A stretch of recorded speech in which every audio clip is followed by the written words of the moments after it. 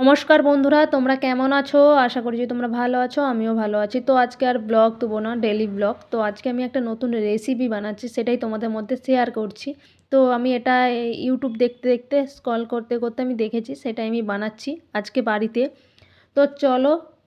তো দোকানের ওখানে লাউ গাছ ছিল, সেখান থেকে লাউ পাতা তুলে নিয়ে চলে আসি। তো লাউ পাতাতে অনেক ধুলো ছিল, সেগুলো হলো যে আমি ধুয়ে নিয়ে আসছি, মানে গোটা গোটা পাতা শুধু। তারপর ধুয়ে নিয়ে এসে মানে কুচি কুচি করে কেটে ফেলেছি।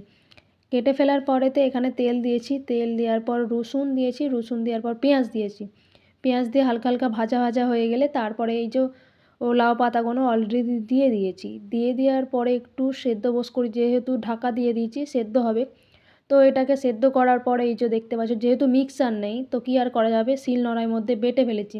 এটা অ্যাকচুয়ালি লাউ পাতার ভর্তা বানিয়েছি। তো তোমরা বাড়িতে ট্রাই করে খেও, তো বেশ খেতে ভালো।